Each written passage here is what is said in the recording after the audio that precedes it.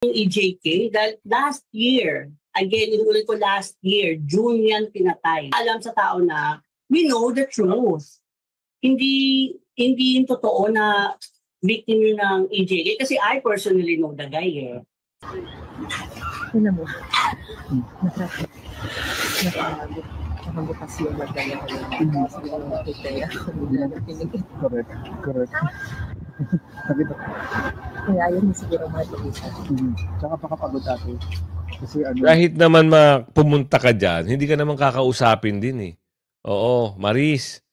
Dahil nga alam nila na iba yung ugali nyo. Gagawa kayo. Kunyari, haharap kayo ng pakitang anghel, tapos iba yung kwento ihahatid nyo. Tapos ninyo, hindi umaandar ang ano natin, ang hustisya natin, ang mga Philippine courts. Nandiyan na Supreme Court. Nandiyan yung mga korte natin. Ano ginawa nyo? Napakasama mong tao, Bongbong. Bongbong na lang tawag ko sa'yo, ha? Kasi you're not worthy to be called the president. Eh. You're not worthy to be, Your Excellency, ulul. Init ka ng dugo kasi pwede rin matandaan kayo na ang the worst na pamilya sa buong mundo, sa Pilipinas. Marcos 1, Marcos 2. Tapos ngayon, party-party ka, ha? Masayang-masaya ka. Yes. Good morning mga kasama. Nandito na naman si Kuya Goods nagbabalik. At syempre, kung hindi ka pa nakasubscribe sa ating channel, pa-subscribe na lang po. Hit mo na rin yung bell para lagi kang updated sa ating mga video. At huwag niyong kalimutan i-bell all po ha para may notification kayo natatanggap. Everyday po meron po tayong upload. Ito, matapos magpanggap na biktima ng AJK, nako po, bistado si Aling Sheila. Grabe no?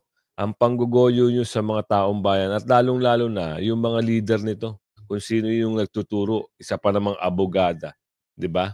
Abogada yung mga harap, abogado yung maharap, pero yung mga kasama na lang, nagkukuha rin biktima, oo, pasalamat na lang kayo. Andito yung mga, mga galing na vlogger, at napuna kayo. Nakakahiya, di ba?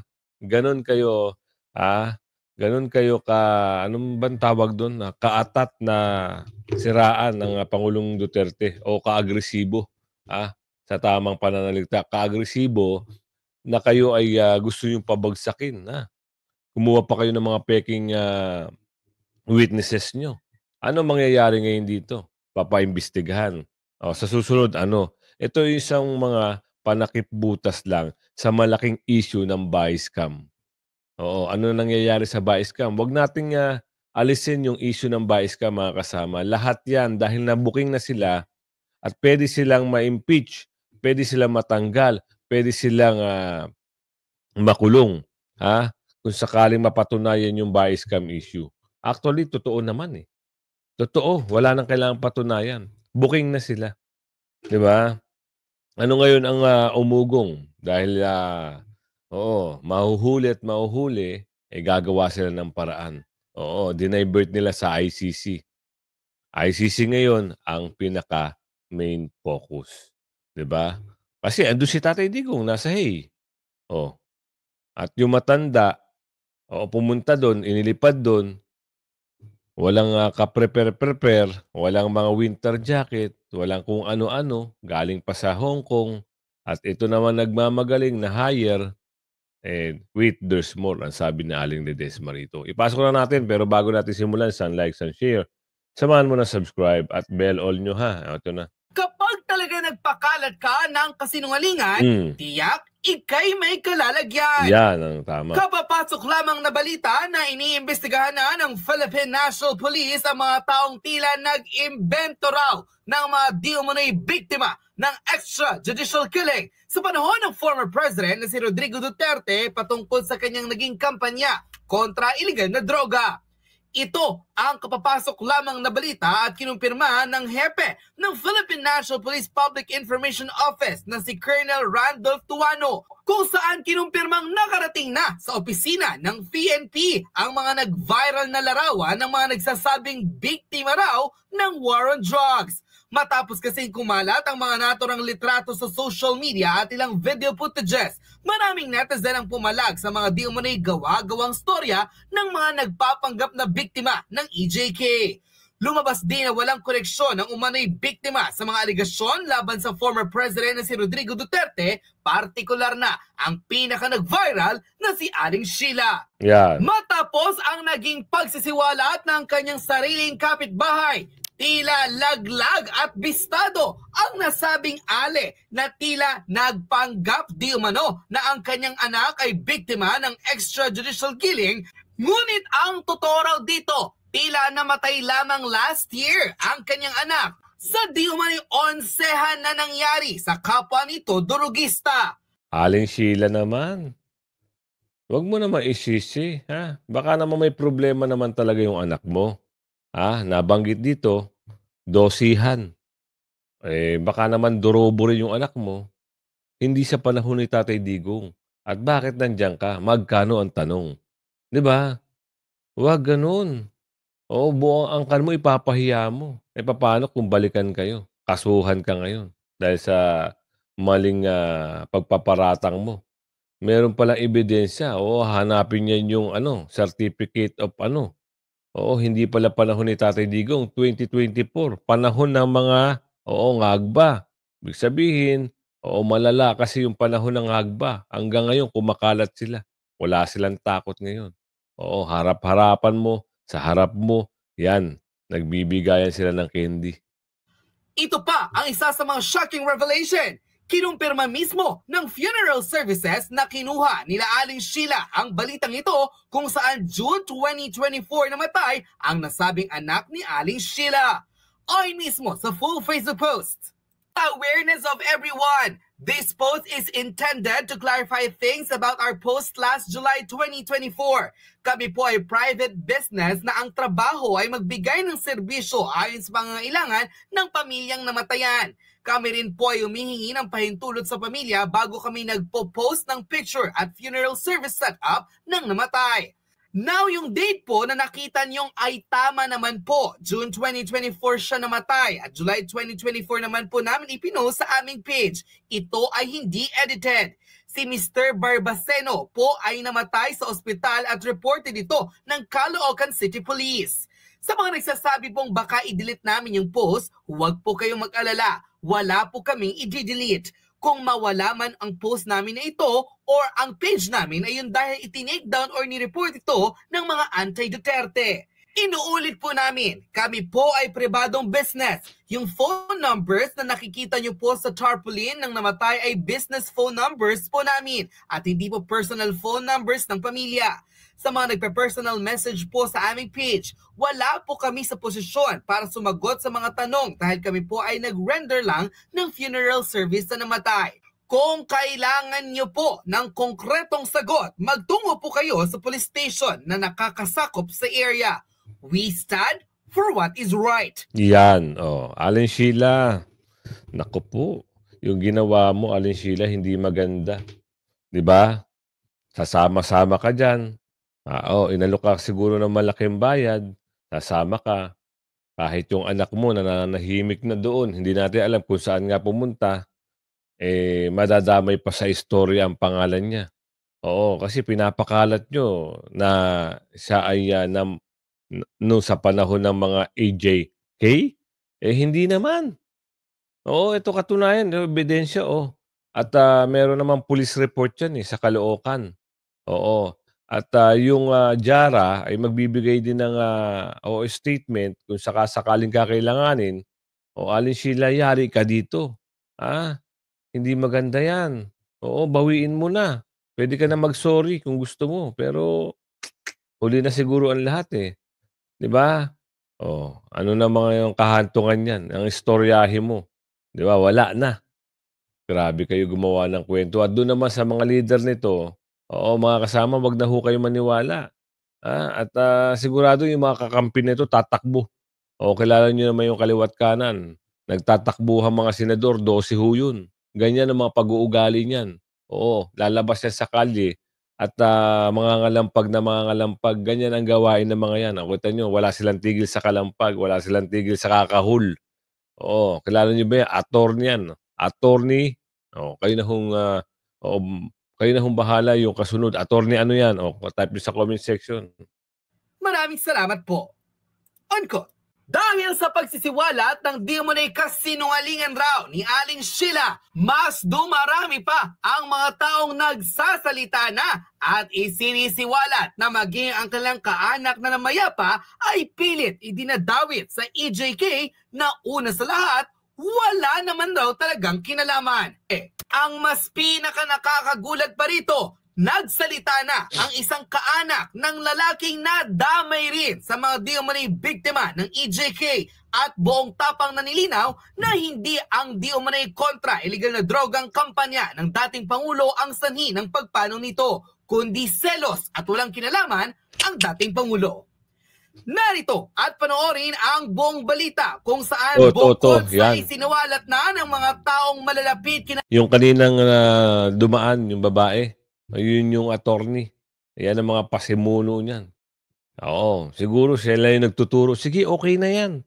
Oo, basta may makita lang sa media. Maliho yun, attorney. Bistado na kayo.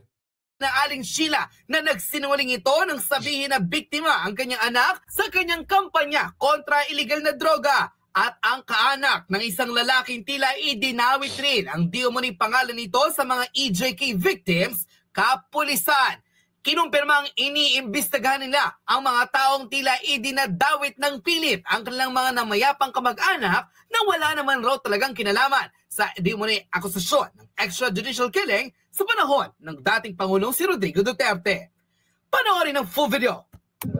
Sige. O, Duterte, panagutin ang sagot natin ay ikulong. Sige po.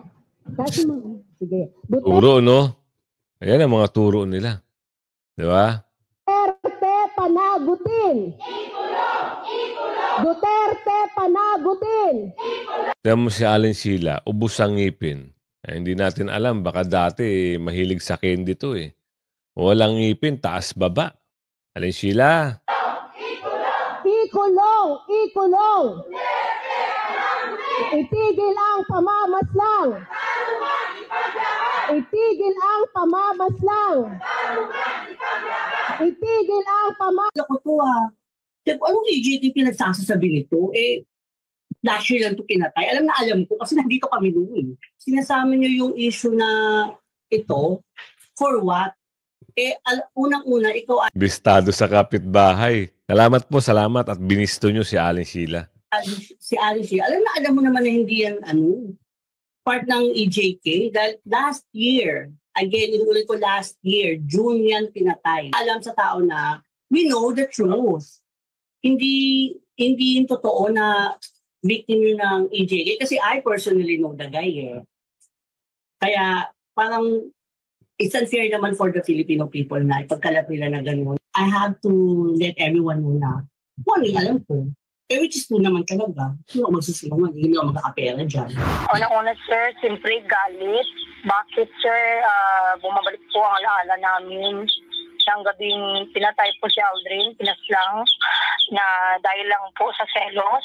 Nang makita namin ito sa TV, parang napakawalang iya nang gumamit ng gano'n na bakit nila ginamit si Aldrin na ganyan, na hindi naman po totoo. Pag po talaga kami, sir, kasi nung parang na-recall namin, sir, yung mga pangyayaring ng araw na pinatay si Aldrin po. Bakit nagawa nila yon? Dapat sa panagutan po sana nila, sir. Maawa naman po sila. Yung mga attorney, ang idemanda dapat dito. Oo, sila yung mga nagpo-front Sila yung nagbi-briefing dito sa mga ito 'Di ba?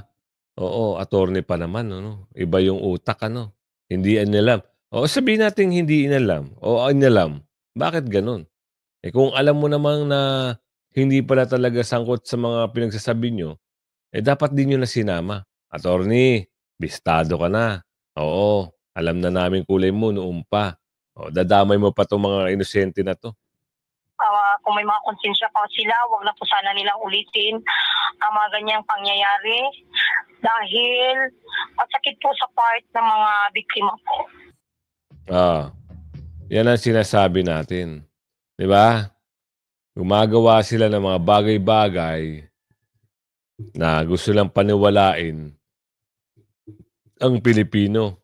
Kaya sabi ko sa inyo, hindi lahat ng mga nakikita nyo sa social media o sa mainstream media ay totoo. Kagaya ng isang reporter na issue, kita nyo, plastic. Sabi rito sa video, no? Ang parang pinagtawanan pa si Atty. Medaldea. 'Di ba? Kita nyo, nasa ambulansya na nga eh. Ito, pakita. Nasa video eh. Hindi makakaila eh. Tapos magtatanong pa siya na baka daw nila-record yung yung usapan nila. Bistado ka na. Oo, ang pangalan mo, Maris. Grabe, no? Tingnan mo. Nakabukas yung magdaya ko yung siguro magdaya ko. Correct. Correct. Nakita. Kaya yun siguro mabilisan. Tsaka pakapagod ate. Kasi ano, Kahit naman pumunta ka dyan, hindi ka naman kakausapin din eh. Oo, Maris. Dahil nga alam nila na iba yung ugali nyo. Gagawa kayo. Kunyari, haharap kayo ng pakitang anghel, tapos iba yung kwento ihahatid nyo. Totoo sa totoo, sabi ni Aling Merinda rito. 'Di ba? Biruin nyo. Yan na nga sinakay sa ospital, gagawa nyo pa ng issue. Buti na lang, merong kumalat at nagla-live si Kuya. Napahiya ka, no? Sila baka kinakapture mo yung sinasabi namin. Tapos, hindi. hindi. Ate, sorry, nakalive ako. Ako po ay pakarin yung mamaya lang dito. Mahiya, Hello? no? Diba? Kuya nagla-live. Tatay Dix yata yun ba? Oo. Oo nga.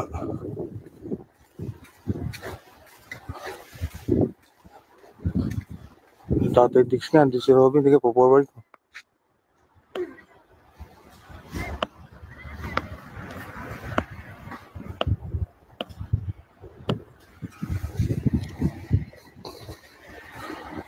Tatay Dix yata yung sinakay doon.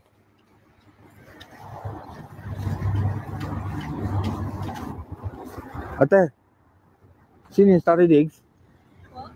Sino nasa ambulance? Tatay? Si Miguel Daya nasa ambulance. Hindi, hindi. So, Ha? I think so. Parang siya nga. Hindi mo na-picturean? Tingin. Videohan ko. Tingin ko. Yung nasa stretcher? Ay, oo. Ayun ko. Sa iba na lang po. Oo. Hindi. Ano lang ako dito, residente ako ng ano. Ay, oo. Ng Netherlands. Dito ako nakatira. Yeah, I know. But not from my kuan. Oo. Yun. Hindi mo pala Tatay Diggs. DDS ka po. Yeah. Buong puso. Same. Sakit Yes. ng Oo. parang yung ano. Dito ka nakatira sa Netherlands? Oo. Malapit lang din ako. Anong pangalan mo? Princess. Huwag ka mahiya. Ipagmalaki mo yung Pilipino ka. O kaya nga eh. Tama, Lahat tama. tayo nasasaktan. Yung nakakuha siya ng video, nakita ko nga. Si Salvador yung nasa si Sir Salvador yung nasa ambulance. Miguel Dea nasa ambulance sa loob. Ayun, nasa loob po ng ambulance si Attorney Salvador Miguel Dea. Na-video ni ate, nakita ko nga, confirm.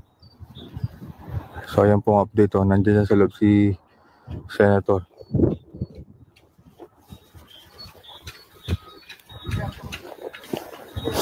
Ayun, nandiyan siya.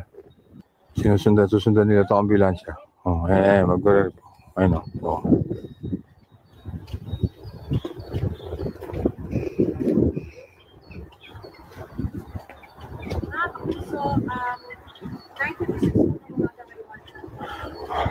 Ayan, nandiyan si Salvador Medjede lang dyan sa loob.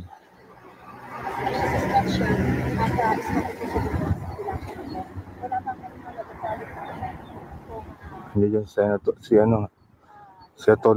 Miguel Dea nandiyan sa loob. Nandiyan din si Senator Robin Padilla sa loob ng ambulance, nakita ko.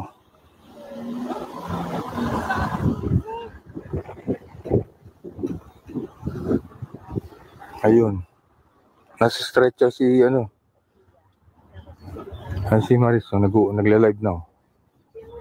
Hindi tayo. Wala akong pakialam dyan. Ginagawa ko ng sarili kong gawa. Kung anong nararapat. Tama, sir, tama. Pag may sumita sa akin dito, paglalaban ko, Pilipino ako. Tama, sir. Salamat. Wala akong pakialam sa inyo. Nandito ako dahil ako ay Pilipino. Huwag niyo akong sisitahin dito. Ako lang mag-isa dito. Hindi ako natatakot. Nandito ako tumatayo bilang isang tunay na Pilipino. GMA, oh. GMA. Una sa balita. Morning, ma'am.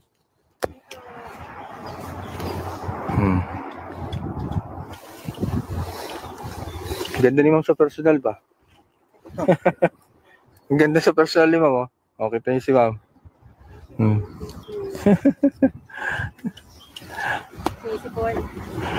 Ganun talaga, ma'am. Mas malamig ngayon kaysa kahapon. Negative 1 tayo ngayon. Nakalive po yan. Yeah. Ako po ay pangkaraniwang mamamayan lang po dito na naninirahan sa Dihig. Yan na po ang bahay ko. Malapit ka lang dito po. Yes, sir. 12 years na ako dito, OFW ng Netherlands. 12 years ka na sa Netherlands po yan? Yes, sir. 12 years. So, ayun, nasaksihan niyo po. Natsyempohan ko. Sakto-sakto yung dating ko kanina, no? Oh.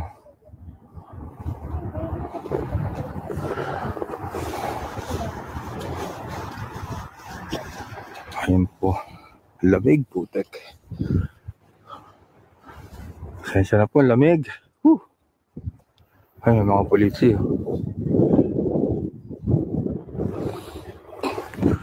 May mga polis po ng Netherlands, pero normal lang po yan. Kasi hindi lang po sa Maganda kasi po nandiyan sa loob.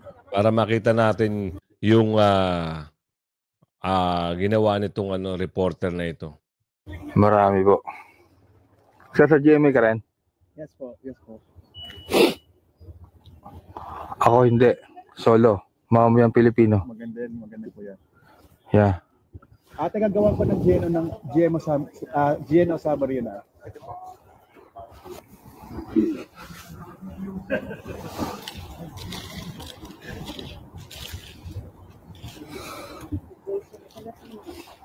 Lamig. Nagkape na kayo, sir? Hindi pa nga, sir. Sayang, hindi ko dala yung coffee machine ko.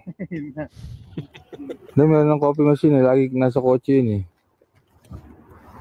sinasaksak ko lang.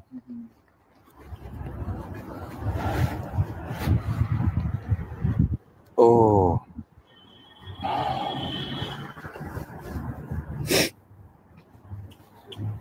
Nag-viral siya, no? Pang update, no?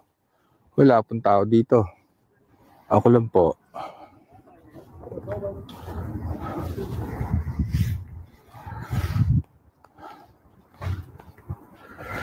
Lamig. Ada po na ako voice, Maris, 5, 4, 3, Na. 2, 1. Mag-report si Ma'am Maris, mag-report. Hindi pala. Mag-record. Lamig, excuse me.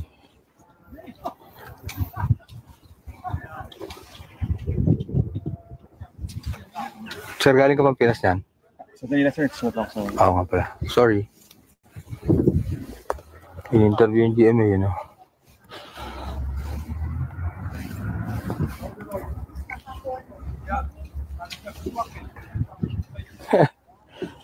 Sorry po, mabait kasi ko eh.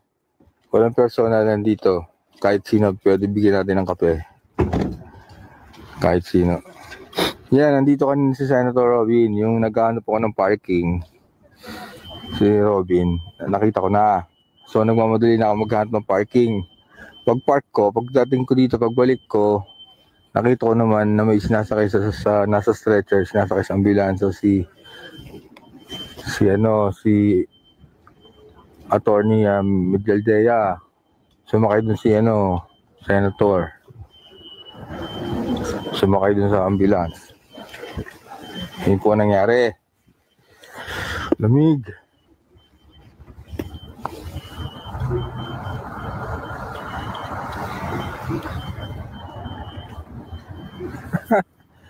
Dumamangingi.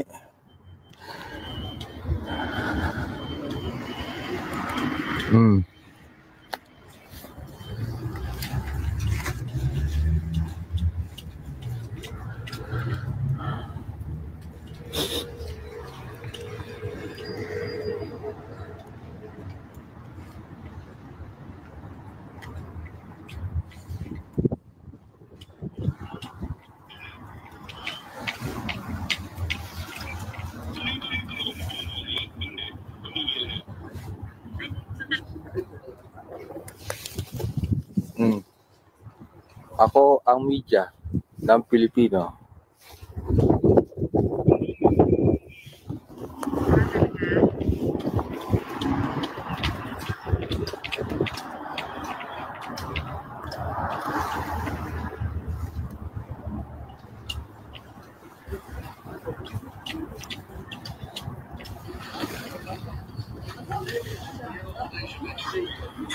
Ano mo? Nakabukas yung magdala ko yung hindi ko nakikita ako. Correct. Kaya ayaw mo siguro matulisan. Tsaka pakapagod natin. Kasi ano, Kuya, baka kinakapture mo yung sinasabi namin. Tapos, Hindi. hindi. Ate, sorry, nakalive ako. Ako po ay pakarin yung mamaya lang dito.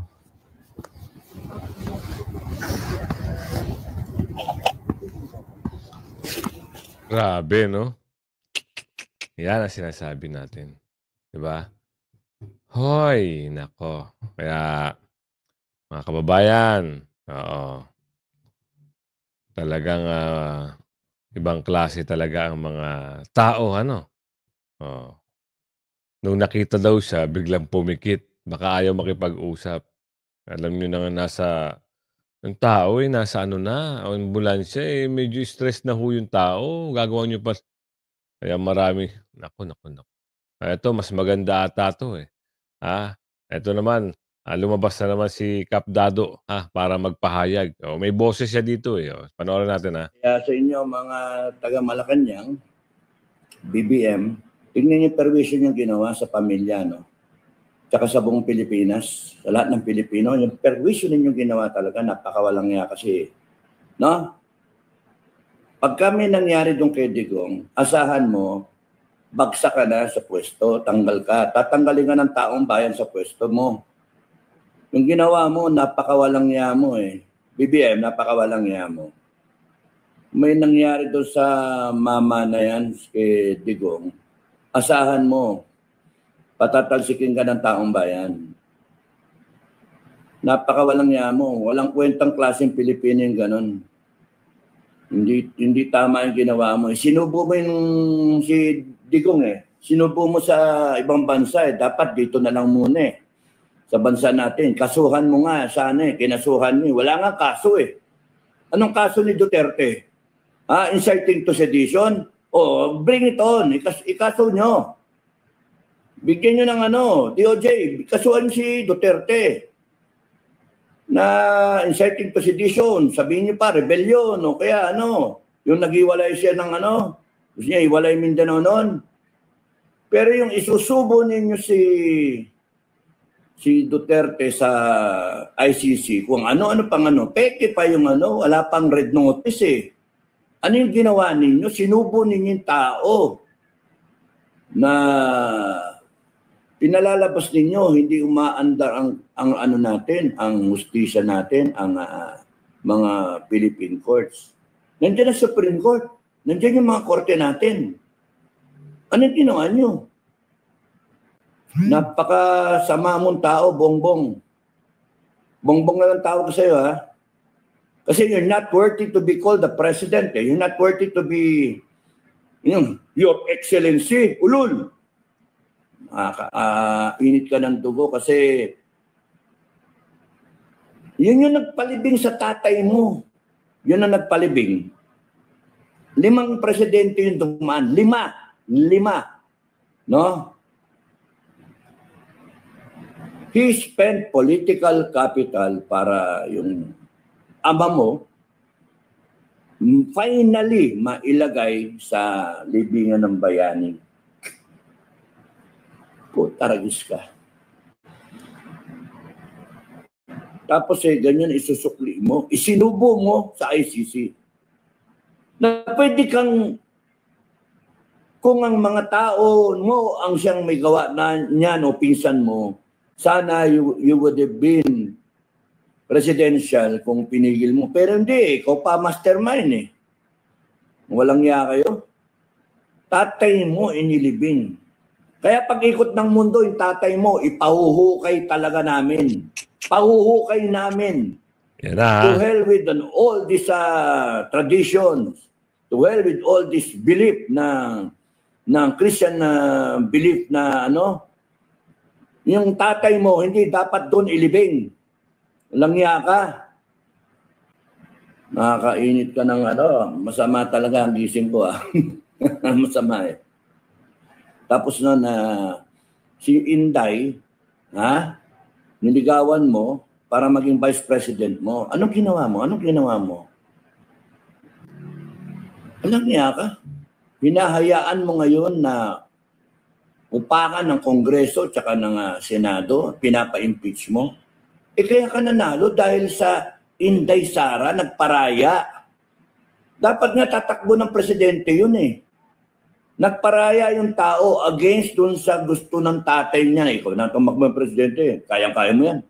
Hindi, walang nga ka. Pati yung mga Pilipino na gusto sumuporta kay Inday. Anong peg mo? Tapos ngayon, nilaglag mo matapos kang tulungan ng taong malukluk dyan sa Malacanang. Bigyan ka ng pagkakataon na linisin ang pangalan ng Marcos at siguraduhin na kayo ay malagay sa history. Sana umikot ang gulong para kami mismo na taong bayan, buburahin namin yung pangalan ng Marcos sa history. Pwede rin matandaan kayo na ang the worst na pamilya sa buong mundo, sa Pilipinas. Marcos 1, Marcos 2. Tapos ngayon, party-party ka, masayang-masaya ka. Akala mo, masaya na kayo, malapit na. Hindi, malapit ka nang mawala dyan sa Malacanang. Malapit na. And I would say it is just in a few days, no? Kasi yung nangyari, ano nangyari? Kita nyo, buong Pilipinas nag-rally na. Dati-dati ang rally, pa konti-konti lang, pa isa-isang libo, wala nga 100,000 na rally. Simula noon simula nung mapo ka hanggang sa nangyari yung sa itong kay Digong, walang rally na gano'n, nagalit. Natutulog ang mga DDS. Natutulog.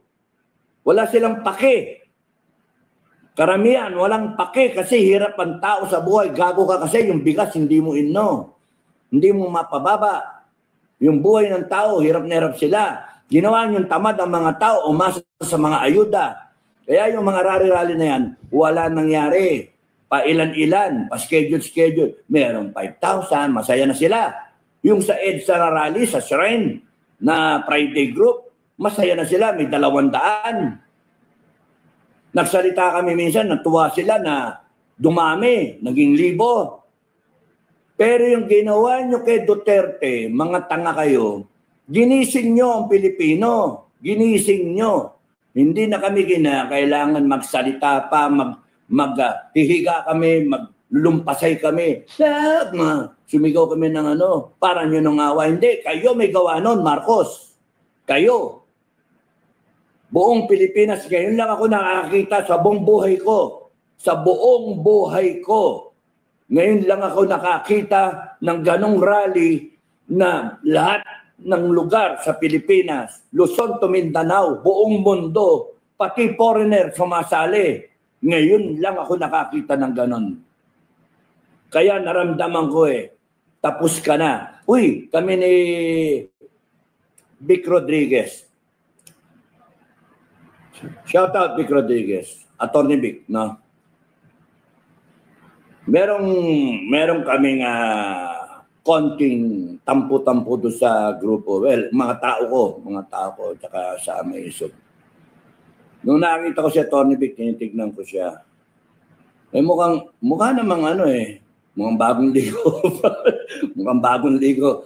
Okay naman, tumitindig naman. Ito ba yung sinasabi nila na may red flag? Ito ba yung sinasabi nila na ano ba talaga to? BBM ba talaga to o PRRD?